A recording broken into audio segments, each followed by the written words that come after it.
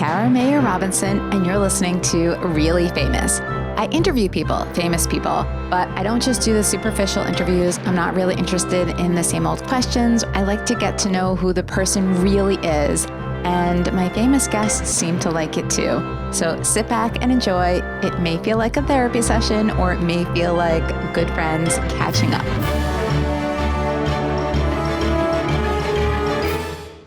My guest today is Michael McKean. This is an episode I pulled out of the vault. It's episode number 9 of Really Famous, and guess what episode we're at right now? 100. That's right. Last week's talk with Patrick Fabian, Michael's former Better Call Saul co-star, was my 100th episode. So yeah, I pulled it out of the vault because Better Call Saul is killing it right now. And if you're not caught up and you're looking for something good right now, I definitely recommend you give it a go. So this talk I had with Michael was just before the season 3 finale aired, which involved a, spoiler alert, big thing happening. Now, Michael isn't just known for Better Call Saul. He's a major actor with decades of work. From Laverne and Shirley, he played Lenny, to This Is Spinal Tap, The Closer, The X-Files, The Simpsons, Family Guy, Saturday Night Live, Dream On, Curb Your Enthusiasm, Grace and Frankie, Breeders, and Veep. He's pretty extraordinary. We met up in a restaurant. It was noisy. The sound's not ideal. It was only my 9th podcast after all. I probably should have arranged a different location. And it was before I switched to better mics. But it was so much fun, and I totally remember feeling like it was super surreal for me. Just so cool to be sitting there with Michael and talking about these things. We talk about some of the greatest actors and films of all time. We talk about Better Call Saul and analyze the characters. And we talk about some of his other work. And we talk about personal experiences like not managing himself well when he was young, dealing with insomnia, and what's most meaningful to him, including his family. His wife is Annette O'Toole, and by the way, she was also a guest on Really Famous. I'll leave a link in today's show notes, so if you want to give that a listen, you can. If you haven't yet heard my recent talk with Patrick Fabian, who plays Howard Hamlin on Better Call Saul, you can do that now too. There's a link in the notes. And my talk with Ray Seahorn, who plays Kim Wexler, there's a link to that too. Oh, and the videos. Check out Patrick and me, and Ray as well, answering fun questions right now on my YouTube channel. You can get it at youtube.com/reallyfamous. And P.S., I'm putting a lot of bonus interviews there right now, including some that aren't full podcasts and won't show up on your podcast feed. They're shorter, and there's an assortment of interviews with actors from the podcast and actors who have not appeared on the podcast. So if you're not subscribed on YouTube yet, now's the time. Here's Michael McKean and me. What do you do while you're there other than film? It's mostly it. Long days on set. I had satellite TV this last time, so I spent a lot of time just, and it got a little cool too. It got a little cold, and it wasn't as user friendly. But I would just kind of tool around New Mexico. It was kind of fun, going to places I've never been before. Exploring. Yeah. And when you got satellite TV, what's coming in? What is the signal bringing in for you? What are your shows? Well, it was usually the same stuff. TCM mainly. That's my go-to. You're big into the classics, I think, right? Yeah. So what's the best movie of all time? Or can you not? Best movie of all time? My knee-jerk reaction is North by Northwest. Love. Hitchcock. It's almost a perfect finest movie. Yeah. That is, I think it's his best film and one of the greatest films I've ever seen. Loneliness of the Long Distance Runner. Paths of Glory, the great Kubrick film with Kirk Douglas. The Miracle of Morgan's Creek, Preston Sturges. It goes on and on. Of course, you can't pick one. High Noon. I just read this great book about High Noon, about the making of High Noon. Yeah? In the midst of the Blacklist.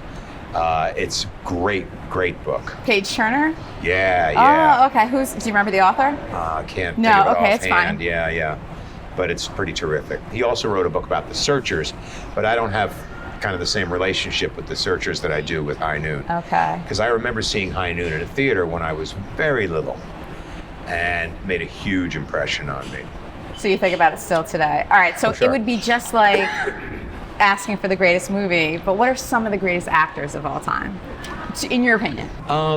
I always admired actors who didn't do the same thing every time. By the same token, I loved Cary Grant, who was essentially the same every time. And really, when you look, I love Cary Grant Yeah. too, but really sometimes when you look back on his performances, there's not much depth. Am I right or am I misinterpreting? I don't know. I think that he enjoyed being Cary Grant very Okay. much. You heard the story about Michael McKean, Yes, seeing him and saying, "Why, you're Cary Grant." Right. I know. of course. It's like, So isn't that delightful? Yeah. Yeah. I think I don't think that made him undeep. The first, It's also a weirdly, different era. the first movie where he really won me was a movie called Mr. Lucky, which is, I'm seeing it as a grown-up. It's not a great movie, but it's got such amazing stuff in it, and he goes a lot of places he didn't ordinarily go. But he's really amazing in it. I mean, he goes a lot of places. It's a dark kind of performance. But I always loved Frederick March because, he was a leading man, but he was also Jekyll and Hyde, and no one ever had to do Jekyll and Hyde again, in my opinion. He nailed it so beautifully. I always loved Paul Muni. I always thought he was one of the great film actors, and probably amazing on stage too. Well, don't you think a lot of stage actors do create those amazing performances on film? One of the greatest performances I've ever seen was Walter Houston in Treasure of the Sierra Madre. It's a supporting performance. You cannot imagine the movie without him. And you got Humphrey Bogart giving an amazing performance as well. But Houston is it's breathtaking how good he is. It blows you away to see it. Yeah. So what about today, now, current movies? What do you watch? What do you like, and who's good? Well, I watch a lot of stuff dutifully because I'm an Academy voter. So I watch a lot of movies on screeners. And there's some amazing work being done. No, is everybody doing that? All Academy members doing that? No, you can go to screenings too. You can go to screenings. But what I mean is everybody keeping up with it? I think so. Okay. We try to. Okay. We try to see everything. So you see it all, and what are some of the ones that stand out to you over the last few years? Well, Isabelle Huppert in Elle, that's kind of a landmark. But she's amazing. She's in a movie called The Piano Teacher, which is it's so hard to watch because it's so deep and personal, and I don't think I've ever seen anything quite like that. I'm a sucker for actresses. Married one, for God's sake. Yeah. So you want to name some other actresses that you've? Yeah, the usual suspects. Such as? Olivia Colman is a great actress. And I particularly admire her as a British actress. I admire her because she came from comedy. She came from kind of, sketch comedy in Britain, which is my, one of my secret thrills is watching British sketch comedy because I just love it. I don't even understand about half of it because there are all these local references and everything, but the timing is so brilliant. You just feel it. You It's hilarious. Yeah. But Olivia Colman just most recently was in this a miniseries that we watched. Is it on Netflix? Is it on? Yes, it was. It was what? No, it was. Okay, the Night Manager. The Night Manager. Night Okay, Manager. yeah, I saw that. Yes, but you didn't. Oh, that's yours. Yes, right. Yeah, that wasn't Netflix. So The Night it was Manager. AMC. Yeah, Olivia Colman was in that. Okay. Yeah, that's full of great performances. Yeah. No, listen, I admire people who just step up to the plate and just nail it. And do it. Yeah. So, and you were kind of talking about, so you respect people who do both, or all different sorts of things, right? So that kind of describes you as well. I would hope so. Yeah, major range of things. Of course, we go I go love way doing back. something that's not like the last thing I did. So, of course, Chuck McGill is nothing like, is he like anybody you've ever done? No, not really. Although, if... And we're talking about Better Call Saul, Yeah, of course. if Better Call Saul had been a straight-ahead comedy, I still probably would have been cast in that role, but it would have been different.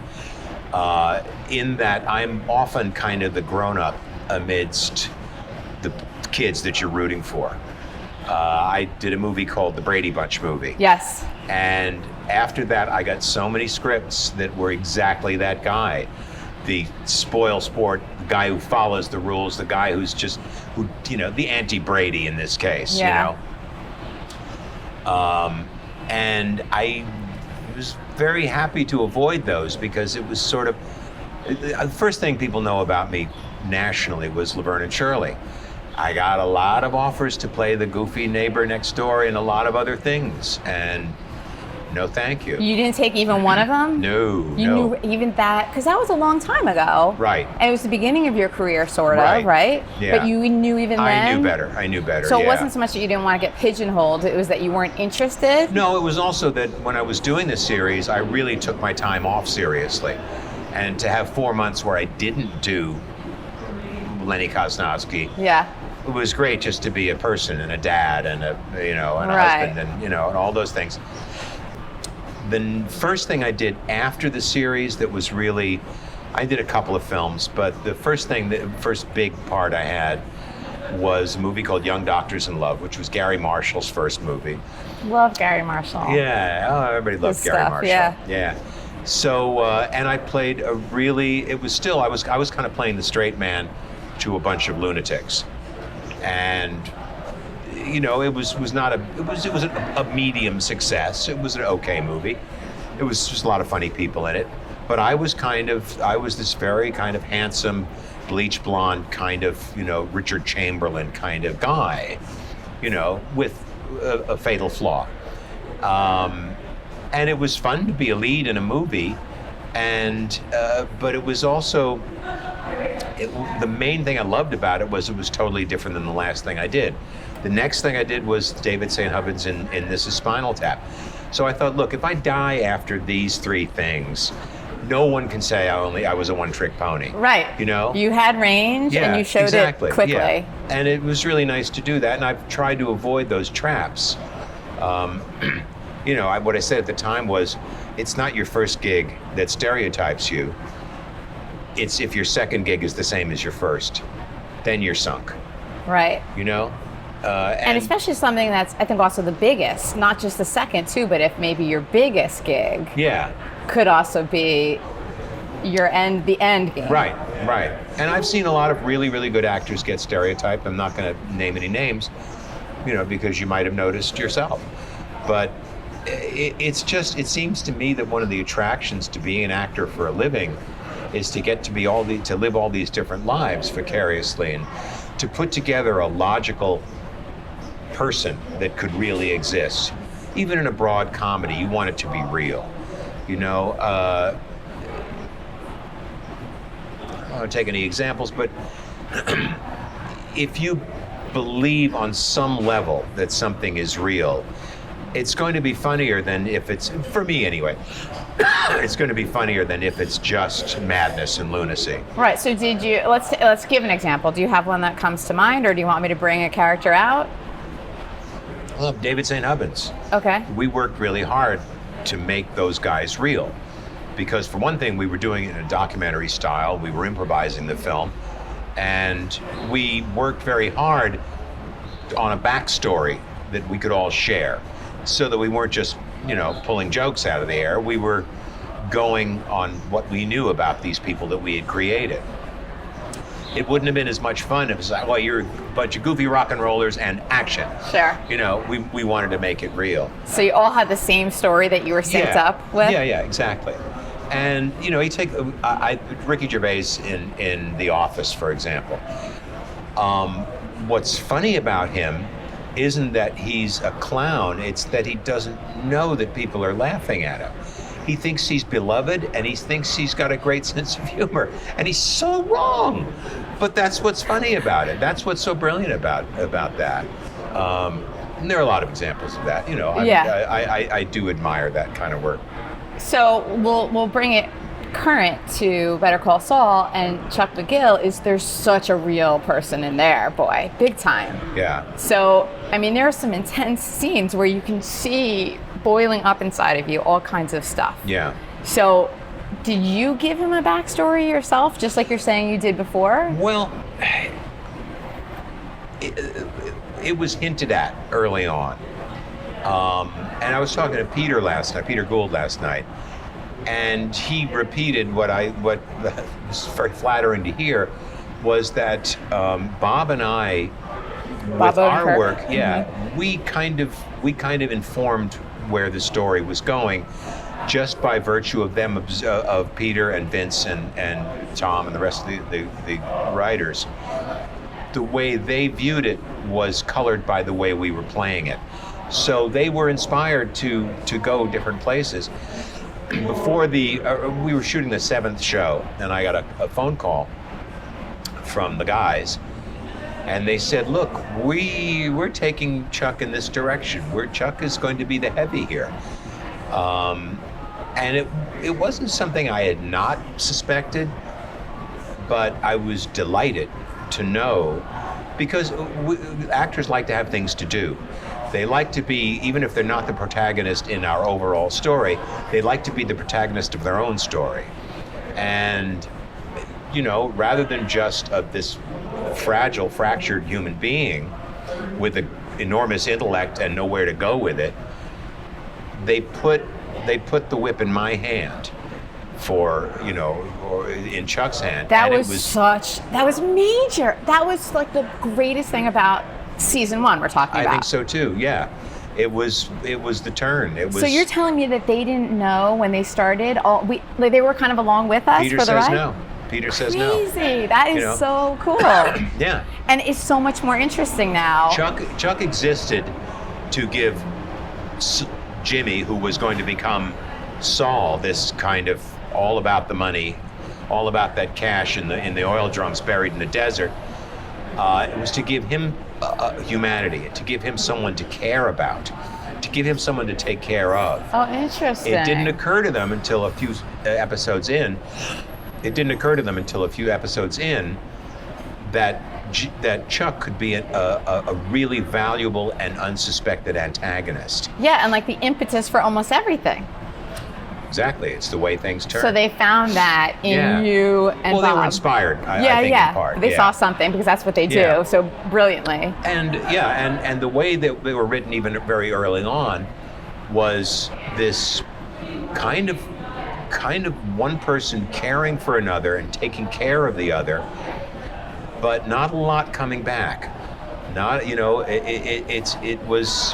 It was not a warm relationship. It was a relationship full of warnings, and it was, hey, Jimmy, there's a shark there. I know, it's mind-blowing to see that shark. Who would have ever thought? Yeah. But now people see. Well, now people see. Yes, that's why he's become America's sweetheart. Yes. Are you feeling that? Do you get that from people? What do they say? Well, I get a lot of tweets that say, we love you, but we really hate Chuck. And I'd say, fine, that's good. Then I'm doing my job. Right. I don't hate Chuck. That's what I was going to ask you. You don't hate him, though, do you? Not at all. No. Because I understand him.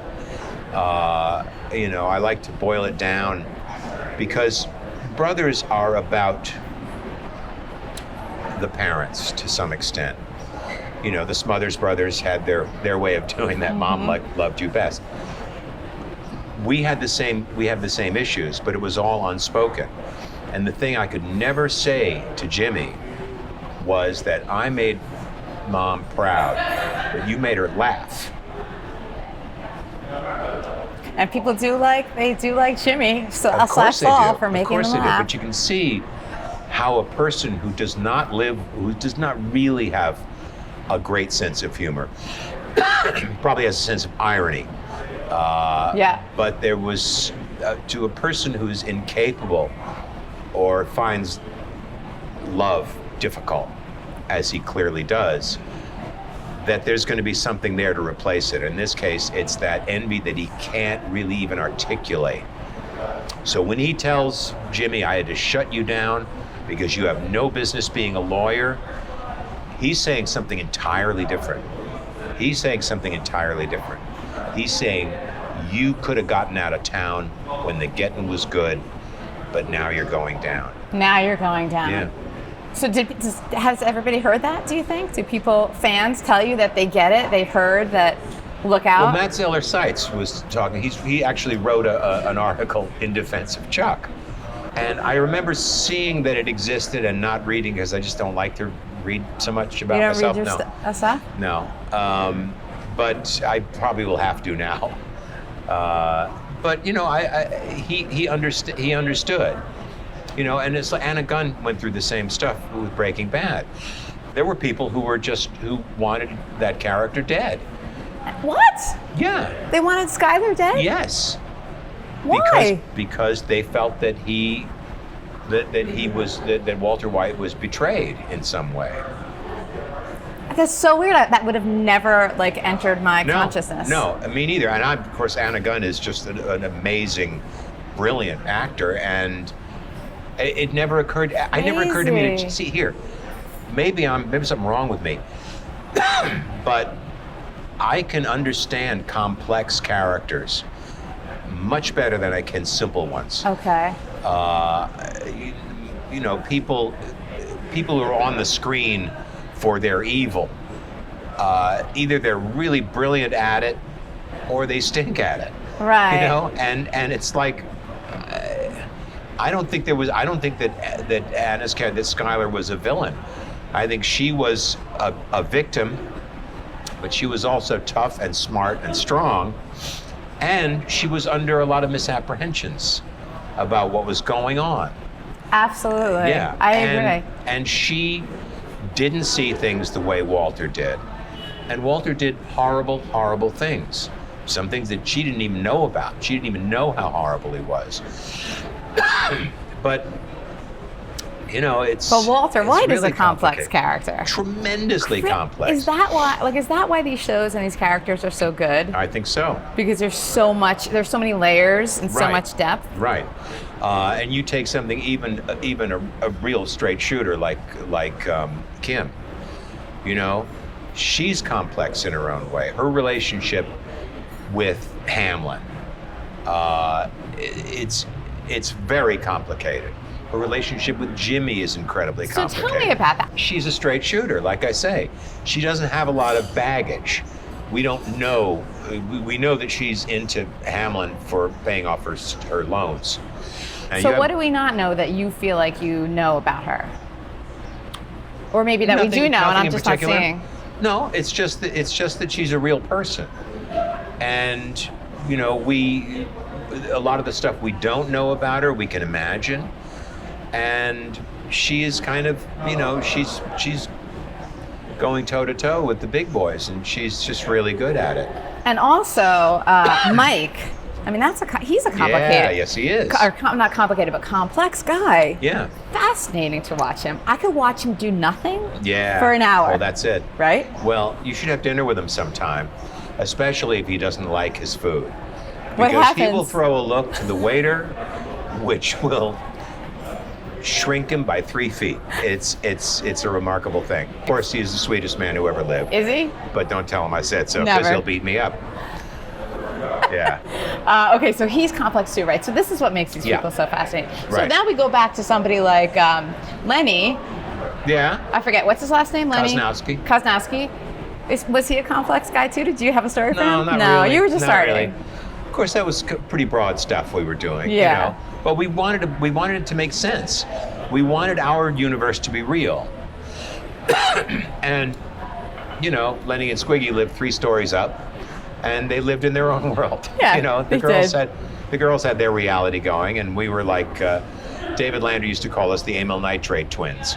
We would just, when the show was getting a little slow, we'd be released and kind of hit things up. So. Oh, okay, yeah. That's good. So you had they used you properly. Yeah. But we kind of built our reality, and it was a reality. It wasn't the reality, but it worked. And at the time, it was the thing. Yeah, it was fun. So in real life, so you've done the comedy, you've done the drama, very serious stuff, and I think there's both going into a lot of the roles that you're playing. It seems like, right? Yeah. You're kind of using both.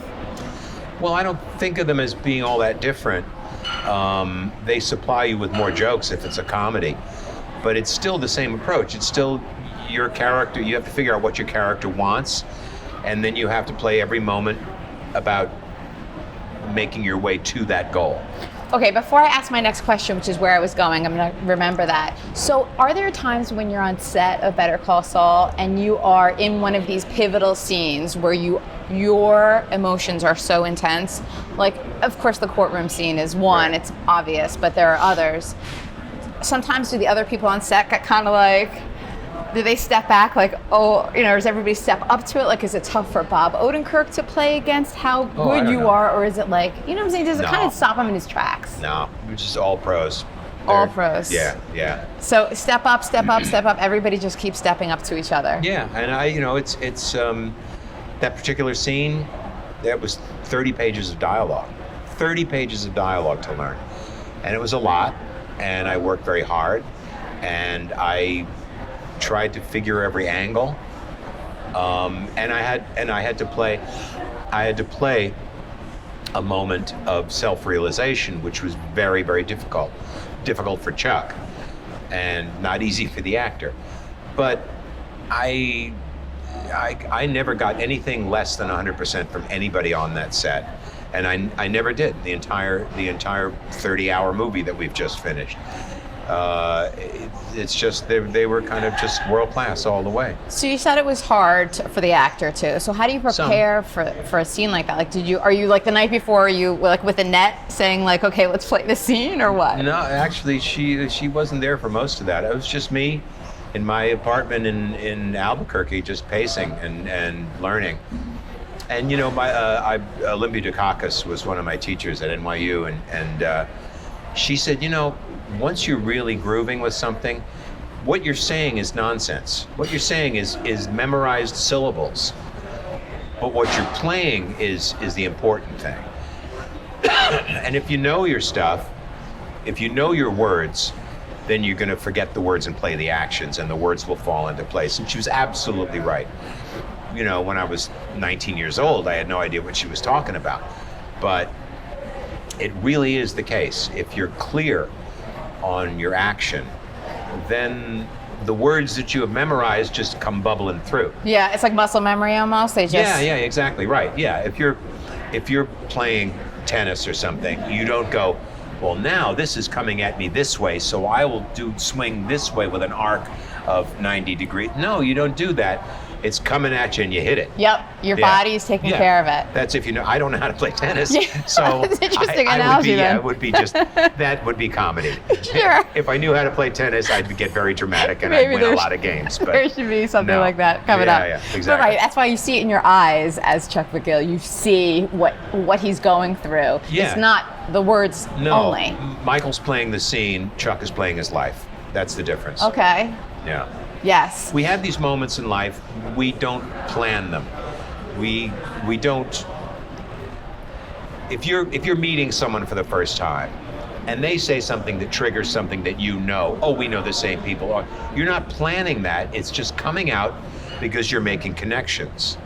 If you're having an intense conversation with someone you do know very well, you don't say, here's what I'm going to say next. You say it. You're in the middle of saying it and that's why in real life, we often don't finish sentences. We make points as well as we can. They ain't gonna look good on the page. The guy in the White House is proving that to us every single day. Oh, that's for sure. He has yet to finish a sentence. But that's the way life is, right.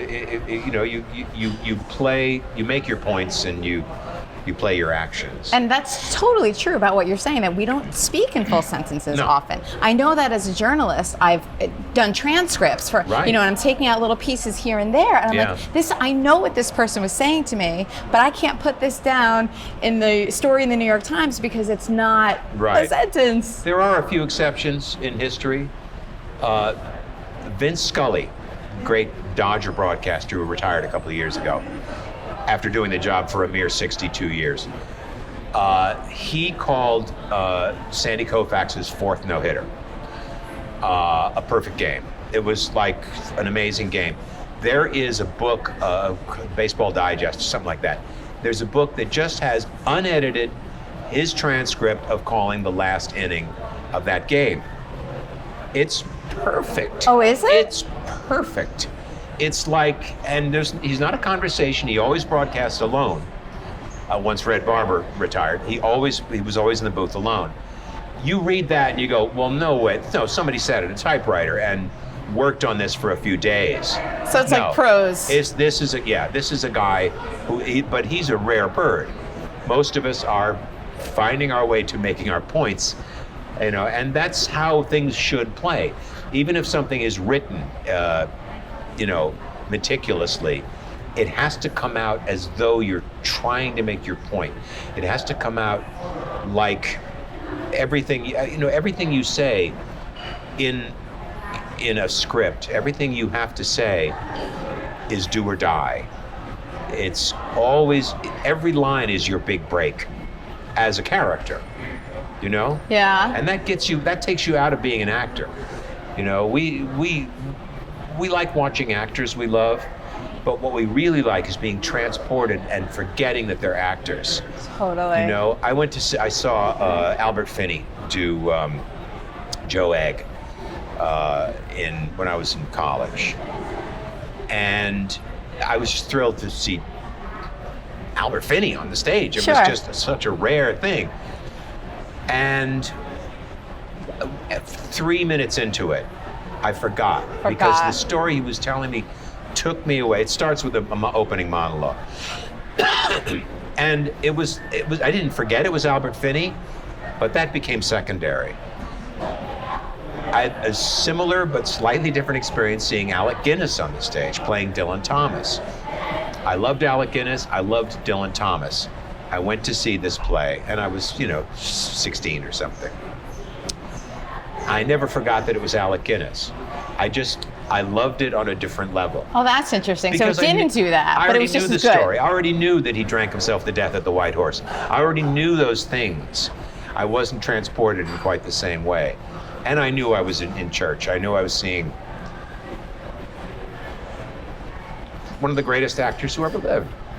And I was just lucky enough to be in the same century, Yeah. So it was a slightly different thing. Transformative or Two great transportive. actors, but one of them transported me so that I almost forgot it was Albert Finney. Yeah. But Guinness, I just wanted him to do it again. Over and over again. You could have I just sat wanted there. to come back see it the next day. Did you? It's different. No, couldn't afford it. Even though the top ticket price in those days was like $8. Yeah, I was gonna say like $12 or Yeah, something. yeah. That would have been good. But it's amazing when something like that can happen to you. It really is. That's like the whole point. Right. Right, of entertainment.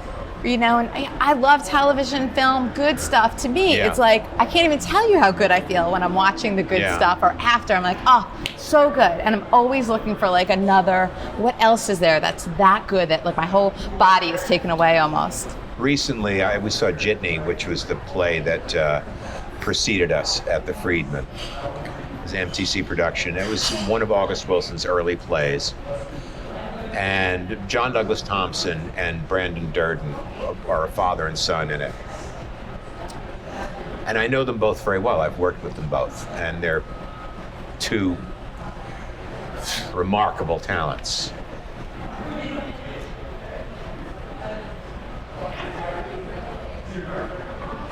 I know that they're not really father and son, but they were every father and son.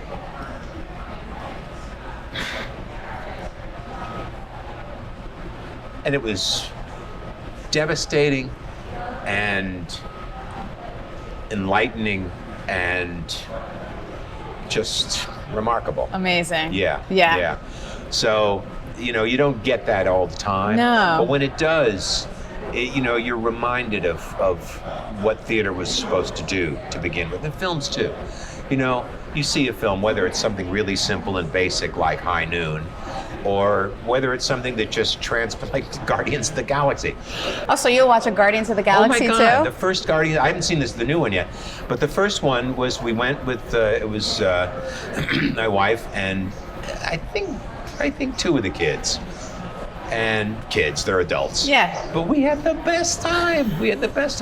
And we could see, well, there's Michael Rooker, and he's got 9 hours of makeup on his head, and he's like still Michael Rooker. So we're enjoying it on that level. But it's also like total rooting interest, jumping out of our seats kind of stuff. So being transported is art is supposed to transport us.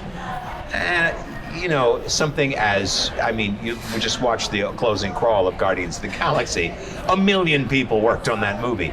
It is still that 2 hours as a standalone experience, works like a charm for me, Yeah. If it transports me, I'm in favor. However way, right. Absolutely. Yeah. Yeah. So I think that's awesome. So you're a pretty complex person, I think, in real life, right? Are you funny? Are you serious? Are you both? Like, who are you? I don't know. I'm the product of my parents.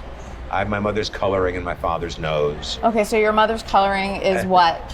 Well, she was a redhead, beautiful redhead with blue eyes. My dad had blue eyes too, but he had dark hair. He had that kind of black Irish look to him, And what were they like? Well, or are they still alive? No, gone. My dad died 20 years ago over that. And but he was funny. My friends thought he was insane. My friends really thought he was insane because he was very deadpan funny. And he would come into the room and say something so wrong and so outlandish. And they'd give me a look like, is he all right? He used to drive, if he would be driving a friend home. So I'd go, my friend's there in the back seat, me and my friend are in the back seat, my dad's driving. And he'll say, tell me when to turn. And my friend will say, all right, turn here, meaning the next street. But he'd start driving up onto somebody's lawn just for the laugh. Just for the laugh. And I would laugh and my friends would scream. There's something wrong with your dad. They really thought he was going to do it. Yeah. But he was a very funny man and very smart, didn't suffer fools. So he didn't suffer fools? No. What do you remember? Well, one of my friends, his mom and my mom became friendly. And my friend's dad was a real right-wing Republican, the guy. Kind of a racist asshole, actually, boil it down. And they came to dinner one night. And I wasn't there. It was the adults were having dinner, and me and my friend, we were having hot dogs and watching TV. But I kept looking over into the dining room, and I would watch my father's fists ball up under the table. It was like, how long before I kill this guy? And he never did. He was not a violent guy. But it was just, it was that. And I also knew that he was suppressing funny things to say that would make everyone laugh and put this mole in his place.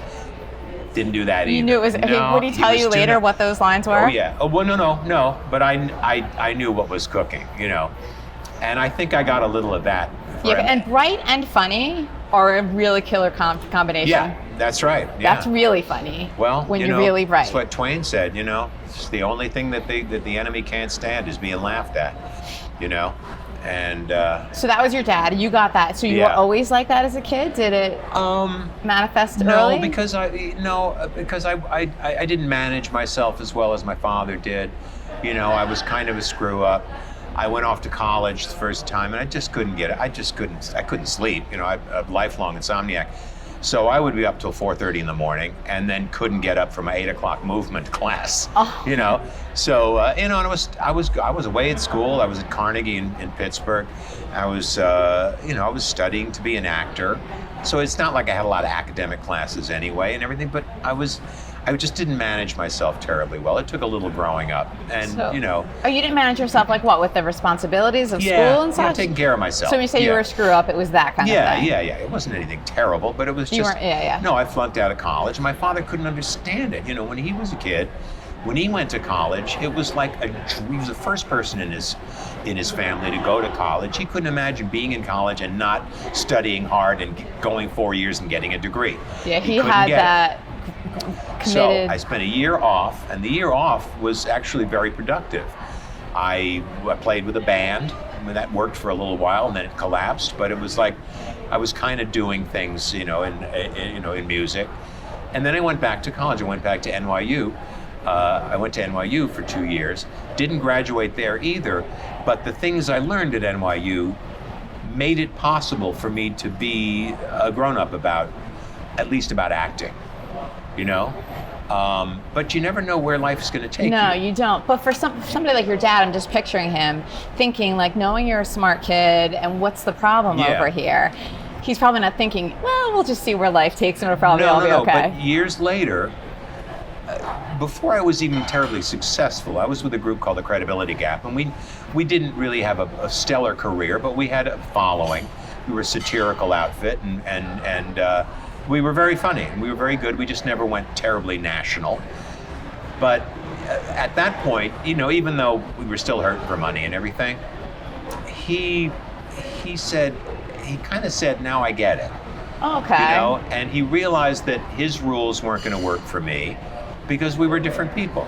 And we would fight about shit. He would say, he never had any use for Westerns. I loved Westerns. So we would fight about Westerns, And then I'd say, well, you got to see this movie. You got to see this movie. He'd say, maybe. I don't know. High Noon, big deal. Wild Bunch, 10 minutes he was out. Yeah. It was just it didn't work. Yeah. But toward the end of his life, I told him, you got to read Lonesome Dove. It's awesome. It's a great book. And he never finished it because he passed away. But he did start it, and it was like that thing. Yeah, it's pretty good. That's pretty good stuff, So you opened his eyes in ways. A little bit, yeah. And he tried to give me jazz. I couldn't get jazz because rock and roll was happening when I was a kid, But we met at the Beatles, We met at Creedence Clearwater. There were places where he said, yeah, that's good stuff. Yeah, those are good places to meet. Perfect, exactly. sweet spot. And he was in the music business. He worked at record companies. And Okay. He did editorial stuff, which is, liner notes and press releases and interviews and things like that. And, he got to hang out with his heroes like Louis Armstrong and Monk and Gillespie and Django Reinhardt. I mean, the people he really worshipped. Count Basie. Yeah, he got to hang with these people, and it was like a dream. It was.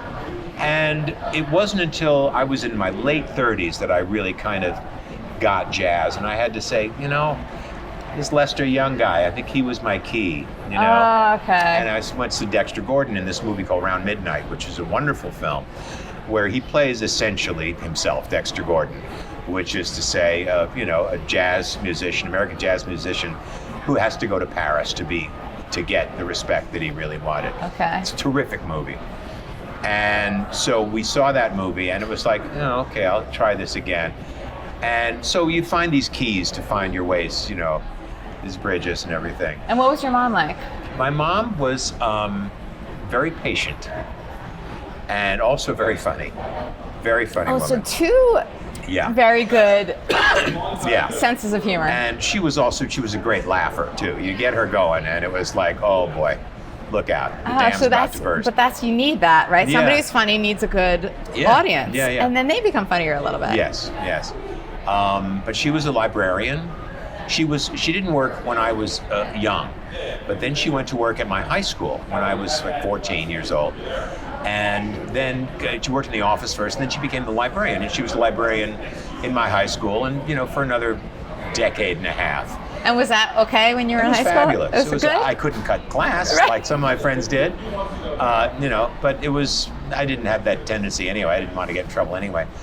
But Yeah, it was kind of cool. It's kind of cool. If I forgot my lunch money, I'd go down to the library. Oh, that's not bad. Yeah, it was worked. good. Yeah. So back to that question about are you serious, are you funny? So you consider yourself in real life kind of a funny guy, but also a pretty serious guy, I think. I am moved in both directions, put it that way.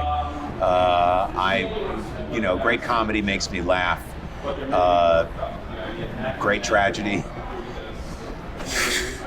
puts me away. Puts you away. Yeah. Like how? Well, I mean, like I say, this scene in Jitney, the Jitney performance in Jitney, it's like it becomes almost unspeakable. It becomes something you can't really communicate. I've tried to tell. The greatest performance I ever saw on stage was an actress named Diana Sands. She's almost completely forgotten now. She was this Sidney Poitier's sister in Raisin in the Sun. She'd done the part on stage, and she was in the film. She didn't do a lot of other films, but she did a play called Blues for Mr. Charlie, which I saw. It was probably the greatest performance I ever saw. Great dramatic performance. The following year, she and Alan Alda were in a two-hander called The Owl and the Pussycat, which was later done as a film with Barbra Streisand and George Segal, which is okay. But Diana Sands in this part, it was like this woman who had just blown the back of my head off in Blues for Mr. Charlie was now making me scream with laughter in The Owl and the Pussycat. And so it's the same direction. Right. It's just move me any which way, but move me. And that's what art has done to me, and I hope to be able to do both. Yeah, and I think that you do. But in real life, what moves you? Family, watching people I love do well, and also watching them take the end gracefully. It's not easy, to say goodbye to people, but it's what they leave behind, the memories they leave behind. I am made of that, if I'm made of anything. I have great hope for the future because I think pessimism is a waste of time. It's the second biggest waste of time. The first is regret. Oh, interesting. Well, that's, a question I like to ask people. What are some of your regrets? I don't do regrets. If I really examine things closely, I could say, yeah, maybe should have done that. Years ago, I was offered the lead in a sitcom. I had just come off doing one, and I didn't want to do another sitcom. So I said no. The show went on to be a huge success. What show? I'm not going to tell you. But I will tell you that if I had done the role rather than the person who really did the role, it wouldn't have been the same kind of success. Because that person was so brilliant and perfect, I can't imagine it any other way. So, was this Mary Tyler Moore? If you examine any regret, you will see that regret can't be pure because it's tainted by circumstance. Do you know what I mean? The circumstance of at the time of me not taking that role, for example, and the right guy getting into that role made all the difference for the show. Okay. So there's no point in regret. So you're saying, well, that's like an unselfish. I could have spent 8 or 9 years, wherever the run was, making terrific money, rather than, working on what I was working on, doing stuff and getting by. I've never been either hot nor not, and it's kind of okay with me. But all that money wouldn't have made up for the fact, they wouldn't have run 9 years with me. Okay. It would have been, yeah. But you don't see that easily at the time, though, do you? Is this something you see in hindsight? Maybe, but I tried not to regret it at the time, too, because I understand that it's not, Where do you get this really well-balanced perspective from? Well, the last 18 years or 19 years, I've gotten it from being married to my wife, who is very sensible and who's been working since she was 12. And she loves her work. She loves to work more than anything. But she also knows where it stands in relation to the rest of her life. Yeah, so she's totally balanced and got it all together. Real person from the word go. And that has rubbed off on you over the years. Yeah. Well, and it's also, I mean, she's my best friend, and she's the best friend I've ever had. And I see where, I know her parents, her dad passed away last year, but, her mother is become a very important person to me. We don't always agree. She's two people. She's a Catholic Republican from Texas, so we don't talk a lot of politics or religion. But the thing is, what I know about her is how central Annette has been to her life, and how central she has been to Annette's, and the kind of the lifelong solidarity there has been kind of an inspiration to me. So my family is not a fractured family or anything, as my folks stayed together forever. But I think to be part of that family, to be part of that strong family has been really a good for me. Yeah, very positive influence, and you're observant and analytical about it. So you watch them. I think so, without really trying to be. It's a naturally. Feeling. Yeah, exactly. And then she treats you the same way, or both of them treat you in that same. Yeah. And you get elevated. I am her son. Doesn't happen that easily. Annette's mother's son, to a certain extent. There's a certain formality because I didn't meet her until I was 50 years old. But, she's a remarkable person. She's very important to me. And we're all very close now. My son and my two stepdaughters, who I never call my stepdaughters, they're my daughters. We're a pretty good little flying squad. You're a good squad. Yeah. And how old are they? The kids are grown up, all three. Yes, they are 29, 33, and 34. And they live where? Something like that.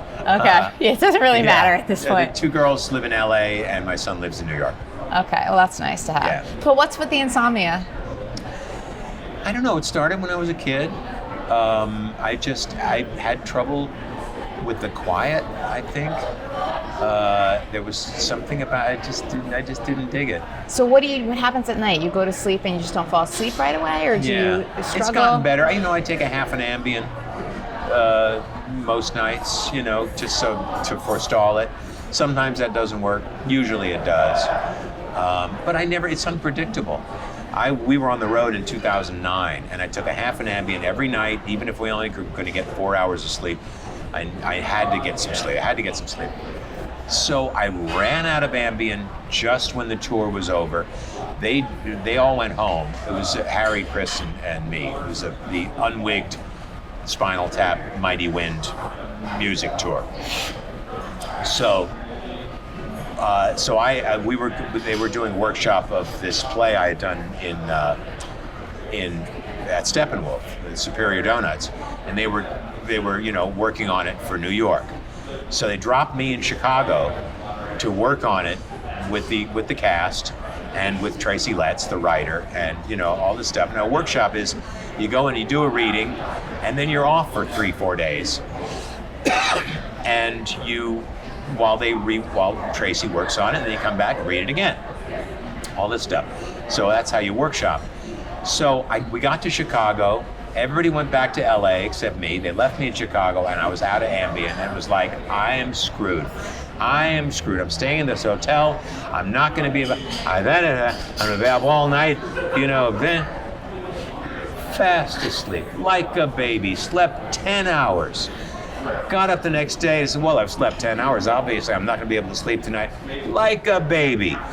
And go figure. Go figure. Exactly right. Yeah. You never know. No, you never know.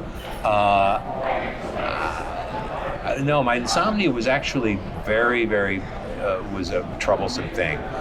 Now it's not so bad. Now you live with it. It's just part of life. I did Our Town, that great David Cromer production. It was at Barrow Street, and I did it for two months, about a year into its run.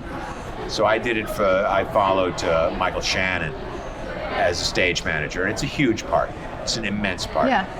But I saw it with Jason Butler Harner doing it, and then a few months later, I got the call saying, "Would you like to play the stage manager?" And it's like, "Yeah, are you kidding? It's one of the greatest roles ever." So I said, "Sure, absolutely." And then I thought, when? Well, about 10 days. Really? So I had to learn this part in 10 days. The insomnia came to my rescue. I couldn't sleep, so I just got up with the script. I paced around the apartment, closed the net into her door, into the bedroom, and I walked around the rest of the apartment and I learned my stuff. So you leaned into the insomnia. Got it.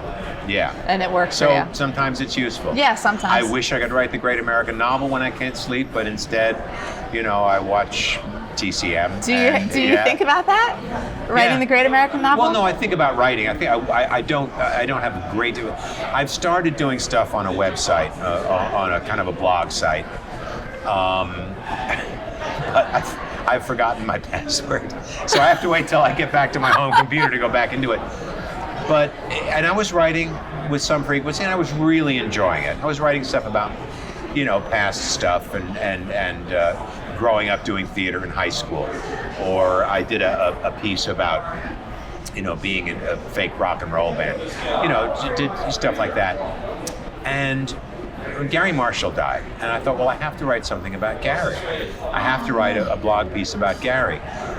And it wasn't coming. It wasn't coming because everyone around me were saying lovely things about Garry, and all the stuff I had about Garry was personal versions of that same thing. And I didn't want to just say, R.I.P. Garry Marshall, here's what I know about him. So that kind of got on hold for a while. But I don't think I have a novel in me. I don't think I'm the guy who can sit down and write a novel. You never know. You said it yourself. You never know where life brings you. You know what's around the corner. Yeah. All right. Thank you so much, Michael. You're so welcome. I think we're being told that we're running out of time. Okay. So, well, thank you so much. It's been a pleasure. You didn't ask me a single question that I have been asked for, and I think it's great. Really awesome. Thank you. You did great. That was Michael McKean. Get my talks with Ray Seahorn and Patrick Fabian. There are links in today's show notes. And subscribe now on YouTube. youtube.com/reallyfamous for extra interviews that won't show up on your podcast app. Big thanks to those of you who've taken time to reach out to me and share your most excellent thoughts about the show. That includes you, Allie, and you, Aileen, and you, Carl. Want to talk to me? Just email me, reallyfamouspodcast@gmail.com, or join me on social media. Links to all are in today's show notes. Thanks, you guys, for listening. I'm Kara Mayer Robinson. I will talk to you again soon.